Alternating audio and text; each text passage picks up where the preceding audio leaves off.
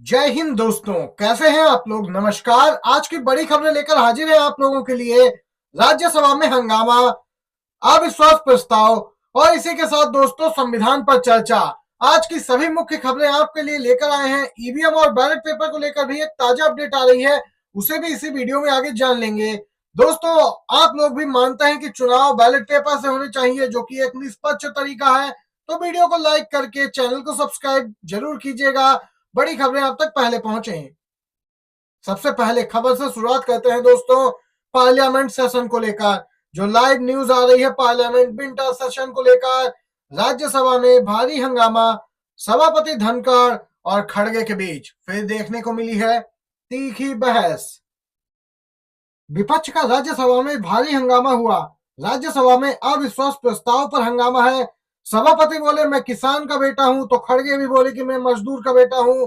खड़गे और सभापति के बीच जबरदस्त बहस। दोस्तों, कांग्रेस पार्टी का तो स्पष्ट कहना है कि सभापति बौखलाए हुए हैं, क्योंकि भारतीय इतिहास में पहली बार है कि राज्यसभा के सभापति को हटाने के लिए अविश्वास प्रस्ताव विपक्ष की ओर से लाया गया है। 72 वर्ष के संसदीय इतिहास में ऐसा पहले कभी नहीं हुआ। दोस्तों, आप सभी को बताते चले, पक्षपात का आरोप लग रहा है जगदीप धनखड़ पर, सभापति पर। दोस्तों, इसी बीच लोकसभा और राज्यसभा की कार्यवाही लगातार जारी है और संविधान पर चर्चा भी शुरू हो गई है। संविधान पर चर्चा के लिए 12 घंटे का समय तय किया गया है। लोकसभा में राजनाथ सिंह ने संविधान पर चर्चा शुरू की। राज्यसभा में अमित शाह ने इसकी शुरुआत की है। बीजेपी और कांग्रेस ने अपने सांसदों को व्हिप जारी किया था। दोस्तों, चर्चा शुरू हो गई है, चर्चा जारी है। जो हंगामा राज्यसभा में हुआ है उसकी तरफ चलते हैं और जो अपडेट है आ रही है, बता दें कि मल्लिकार्जुन खड़गे बोले हैं कि सदन चलाना सभापति की जिम्मेदारी होती है। आप नियम के हिसाब से सदन चलाइए, आपकी तारीफ सुनने हम नहीं आए हैं, ये खड़गे ने स्पष्ट किया है।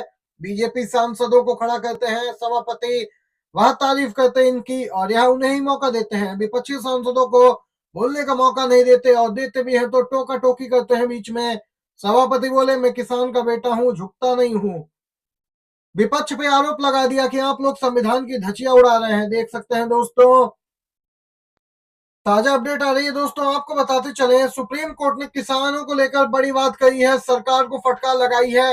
लगातार कई याचिकाएं दायर की गई थी किसानों को शंभू बॉर्डर से हटाने के लिए। दोस्तों, हरियाणा पुलिस, पंजाब पुलिस ने रोक के रखा है, दिल्ली तरफ नहीं कूच करने दे रहे हैं। किसान यहाँ पे लगातार अपनी मांगों को लेकर आंदोलनरत हैं। सुप्रीम कोर्ट ने कहा कि किसान गांधीवादी तरीके से शांतिपूर्ण प्रदर्शन ही कर रहे हैं, उनके खिलाफ बल प्रयोग नहीं होना चाहिए। सुप्रीम कोर्ट ने हरियाणा और केंद्र सरकार को स्पष्ट शब्दों में निर्देश जारी कर दिए हैं।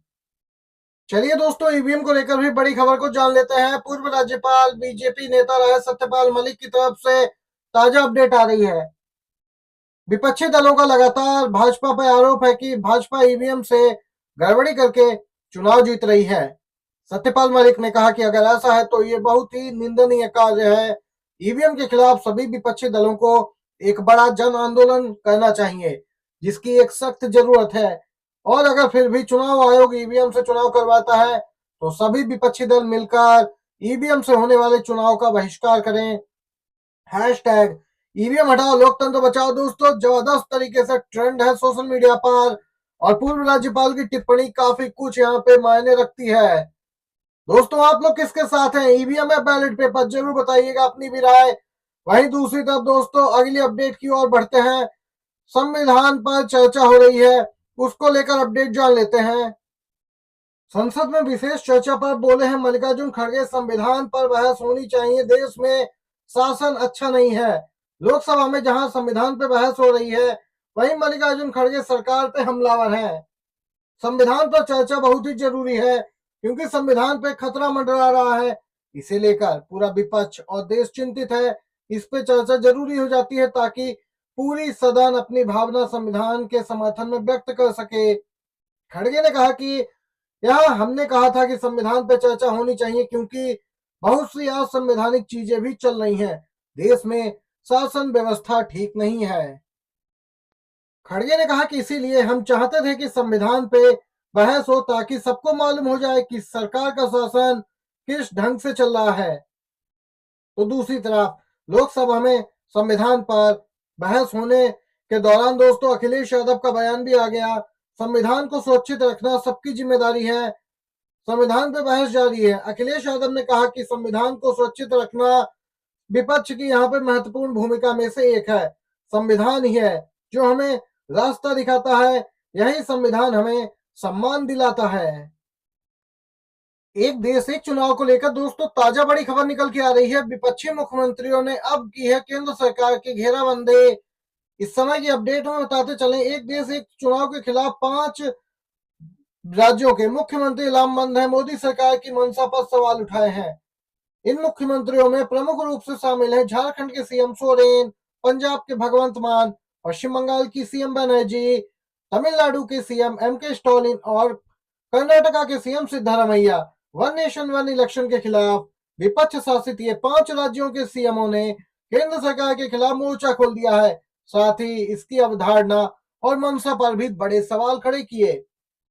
पश्चिम बंगाल की सीएम बनर्जी ने तो केंद्र सरकार पर लोकसभा और राज्य विधानसभा के चुनाव एक साथ कराने के फैसले को लेकर तीखा हमला बोला और इस कदम को असंवैधानिक और संघीय व्यवस्था के विपरीत करार दिया और कहा कि एक राष्ट्र एक चुनाव विधेयक सत्ता को केंद्रीकृत करने और भारत के लोकतंत्र को कमजोर बनाने की एक सोची समझी साजिश है बीजेपी आरएसएस की। इसी प्रकार दोस्तों अन्य मुख्यमंत्रियों ने भी जोरदार हमला बोला है। दिल्ली विधानसभा चुनाव सन 2025 के शुरुआती माह में दोस्तों संभावित है। आधिकारिक घोषणा जल्द होगी, लेकिन उम्मीदवारों की सूचियां जारी होना पहले ही शुरू हो गया है। आम आदमी पार्टी ने दोस्तों बीते दिन की गई यहाँ पे दोस्तों केंद्रीय चुनाव समिति की बैठक हुई कांग्रेस की और इसमें 21 उम्मीदवारों की सूची पर मोहर लगी है। लिस्ट जारी हो गई। शीला दीक्षित के बेटे संदीप दीक्षित को केजरीवाल के खिलाफ टिकट दिया गया है। 21 उम्मीदवारों की पहली सूची में इनका नाम है। सबसे प्रमुख है पूर्व सांसद संदीप दीक्षित का, जिन्हें नई दिल्ली विधानसभा सीट से कांग्रेस ने उम्मीदवार बनाया है।